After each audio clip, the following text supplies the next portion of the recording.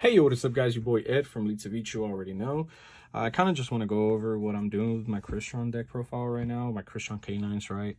I find it to be kind of super experimental, all the little things that I'm doing. Just trying out things that could work out better for me. The whole mirror lock isn't something that I really enjoy. I do have it in here, but it's not something that I think that it's like necessary in the deck either. So like, yeah, we do it, we have it, but like honestly, I make it very rarely. So let's go ahead and get started. So first of all, of course, 3 Sofa Door, that doesn't change. Just opening this card just makes your decks, like, just makes your hands so much better. Opening this in a Joko is insane. I still play very like prior to like Noroi. Honestly, I feel like Noroi just does bring up a lot of value into this deck and does make this deck so much better. Yes, don't get me wrong, but I do feel like playing like pre-Noroi does help out a lot, because like a lot of people don't expect for you to like make certain lines, certain combos, and then you just really catch people off guard. Being able to just not waste your normal summon on an Noroi sometimes is really good. Starting off with 3 Solfefnir. This is one of those cards that I'm saying that it's like super experimental, because I keep trying to go from 2 to 3 and 3 to 2, and it's just like uh it just seems that like sometimes I'll have like I'll pull it out. I'll have the Tristratos, right? And I'll have like no other level 5s in the deck, because like I had to like really grind it out, and I had to combo, and I had to make sure that I got to like my end board, and then I wasted like 5 of my level 5s, and it's just like, it's crazy. But the extra one does come up. I feel like opening up any Sofefnir and honestly any Crystron card just makes the deck so good, because like opening one, discarding one, it's like whatever, you're negging one, but then you're getting that summon, and that summon is popping something, and which it or itself, and then summoning that if anything, right? And then Solfador gets just so much advantage. You're getting summoned off of the Solfefnir, because now you have him on field and he can still revive himself from a grave. Like, I don't know, I personally feel like it's a 3 of, but I keep going back and forth on it. Like, I'm really indecisive. The one Smiger, because it's mandatory, right? I consider playing through 2 Smigers now, and I still haven't been able to like bring myself to actually doing it. So I'm still playing the purple, but now I'm also playing the turtle. I think the turtle has came up a few times. It's something that possibly for the next few weeks I could be still be playing, but I might end up cutting it in the future. Personally speaking, I feel like this is really good, and it's helped me out so much, because there was an instance where I think I opened up like what was it? I'm not sure if it was foolish, but I know that there was an instance where like I sent this to the grave. I think it might have been off of one of these from my hand, or from the field, right? So then you summon him. I think you foolished him, and then I think I had another one in hand. So it's just kind of like you get another level 5 on the field. It's a free special summon. You banish, you special summon one from hand. It doesn't come up as much. It's like whenever you play like Orcus, there's that one bombard level 1 that you can banish to special one from hand, and sometimes it's not good enough, but when you do use it, it comes up. So for now, we're going to try it out. We're just experimenting here. We're trying our best to see what we can do and change, and how we can play this game a little different. 1 recycler, 1 Regulus, and then the 1 Mjolnir, right? I've been on Regulus for a while, honestly. I think the Regulus is just really good in this deck, and I think that if you open up like a Sofador and honestly like a Joko, you don't ever need to go for Scrap Recycler. You can literally just go for straight up Regulus, and you can add that from deck to hand, and you just get so much advantage off just the 1 Regulus, right? But that's just me. Moving on, let's go to the K9s. For the K9s, you still play the 3 Jokos. I have not gotten the OTs yet, so when I get the OTs, bro, I'll be real happy with that. 3 Izunas. I'm only playing 2 Roy.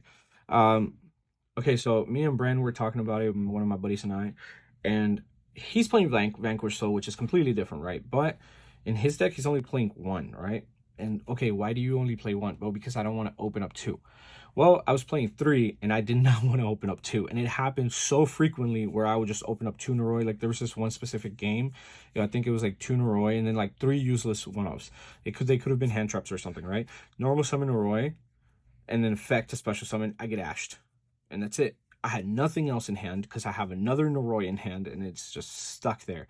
So now you gotta pass, and then it sucked. It was just so bad. I hate opening up multiples. Lupus and of course Lantern. I've been hearing that people are considering playing 2 lanterns in other decks now. I don't think that it's super necessary, but that's just my personal opinion. I think that just one is fine. But then Roy, yeah, I know a lot of people are gonna hate me for that. I know a lot of people are gonna be against that, but it's okay. We're just experimenting stuff around here. Hand traps, 3 Fua, 3 Ash. Like I said, these are like the main 2 hand traps in this format or any of the formats right now. But I think that this is really, really good. You shouldn't change 3 and 3, but play more hand traps right. I played 3 Droll. I really like Droll in this deck. I think that a lot of decks are adding a lot of stuff, and you want to be able to just stop all of that. Just give them quick no. Inclusion, haven't gone to super yet, and burial. One of the things is that people don't understand how actually strong Foolish Burial is for the Crystron deck, because it's actually crazy, right? Also, like I've had instances where I open up like a Lantern and a Foolish Burial, and I've been a bad player before, and I've gone Foolish Burial, dump like Joko, and then go Lantern special Joko, and then go off with that, and then still get full Crystron combo, right? But that's also helped out before. It's not just about the Crystrons, it's about what you can take advantage of sometimes. 3Ks. I'm on 3. I don't know if 3 is the best. I'm also not playing the quick play, and I feel like sometimes I really miss the quick play, but then I just feel like the extra deck just doesn't have the space that you need to be able to play the quick play sometimes, and it just kind of sucks in that situation. 2 elements. Good card. Can't really say much about it because it's just elements. It's also mind control, which is really, really good. So if you're mirror matching with somebody who has K9 stuff, just any K9 decks, you take a lot of their stuff, honestly. Droplet's so good. Cross out, call by. I think that these cards are really, really good. I'm playing so many hand traps, and I'm playing the main hand traps that hurt me the most. So by that definition, I think the cross out's really good because you can just say no to whatever you would really need to say no to, right? Cluster's really good. It's one of those traps that I just really, really like off of like a specific archetype. I feel like not all the archetypes have really good traps, but that's just a really good one.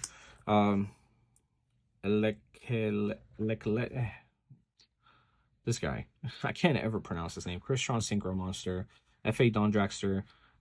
2 of the best synchros in this, like, that you can actually play in this deck. I've considered playing other synchros. I've honestly considered playing, like, what is it, a level 9? I've also considered playing well, level 9, because you would have a 7 on the field, and sometimes after you use his first one, you're kind of dead with it. And so like, watch, I've considered playing, because he goes into 5, right? And I've considered playing a 5 before, which both of these are 5s. This is a 2, but I'm not considering playing like a Herald in this deck, because I don't think that Herald's good enough. But I'm considering playing like a 5 in here, because I feel like sometimes I have the ability to special summon something with him from deck, and it's not a 5, right? Sometimes you just don't have those 5s. But like I said before, that's why I'm playing like 3 of the Solfefnir, because sometimes you don't have them. But if I cut a Solfefnir, I can put in on the extra deck a level 5 Synchro Monster that I can use. So then I can use him and get max value off of these guys and still summon, synchro, and then even search off of them later on, right? It's just spitballing ideas. I'm just kind of like thinking. This is like a 45, 44 main deck. So it's just, I feel like the heavier the card count, it's actually working out even better. Clockwork Knight, Dagda, Platinum Gadget, and SP Little Knight. Shout out to Castro Cartel. You already know. Cartel TCG on TCG Player. It's the guy that I get all of my Euro cards from, by the way. Cartel TCG is one of my closest buddies, one of my good friends, and he has almost anything and everything Euro, so make sure you guys look out for that. All right, moving on from these. Some of the Xyzes that we play, of course, mandatory staples, Nova, and Infinity. Honestly, a lot of people forget that Infinity is able to take monsters in attack position, and I've seen that a lot of my opponents will still special summon out something in attack, even though if like their monster does nothing. The monster could have low attack, does nothing, or whatever, and it's just like my opponents are making like small mistakes, which has been paying off for me really well. Ripper. I really want to play another canine monster, and I see that a lot of people are really starting to fall back on Werewolf again because Werewolf being able to attack multiple times is super helpful.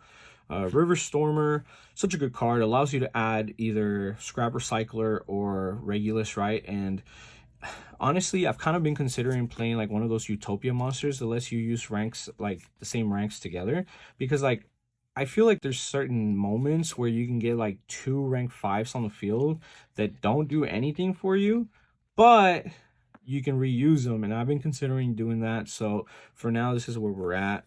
Chronomaly, such a good card. Honestly, one of my favorite cards in this extra deck, but it is very cuttable. One of the cards that I don't feel like it's cuttable is going to be this card here. It's only really, really good because it allows you to be able to Xyz summon into him when you summon out off of like Joko, off of like Lantern, that don't allow you to like Xyz into a 5 light, you know, or you know, it's crazy. Princess, because we're still Mjolnir locking people when we can. Honestly, yesterday I had the opportunity to like Mjolnir lock my opponent, and my dumbass didn't do it. I think that that game I still won anyway, so it didn't really matter. But I just feel like you don't really need to Mjolnir lock all the time. I hate that word so much. And I actually know Marvel movies, which is crazy. So you don't have to do the lock all the time, and it actually the board that you would make sometimes could be really, really difficult to break through, you know? So I think that this card is super unnecessary. You still have to do the lock, you still have to have it in case you can. But honestly, you don't have to. Suze because it's Suze, and then Typhloon because it's Typhloon. And honestly, I don't know how I'm feeling about these. I know that like my boy Castro really, really likes Zeus, and he like prays under Zeus. He's like, oh my god, such a good card. But I don't personally feel like it is. Like yesterday he was watching me play against Brand on the finals of locals, which I ended up losing. Shout out to Brand for kicking my ass, I guess. But I feel like I feel like Suze wouldn't have helped me anyway, but he just says that it does. I feel like it's one of those cards that you can't cut just yet, but it could definitely be cuttable one day or pretty soon in the future. You just got to really figure it out. Let me know what you guys think. This is a lot of very experimental stuff. I just think that it's stuff that I would want to, make sure that it goes off well, but sometimes you still break, like sometimes you break, like you don't even open any of these. Sometimes I open them like I four like canine monsters in my hand, and then they went first, and now you just don't have any hand traps and you got a canine, and it's kind of crazy. But Crystron's rarely do break, but do break when they do. So let me know what you guys think. I hope to see you guys in the next video, and thank you guys for watching.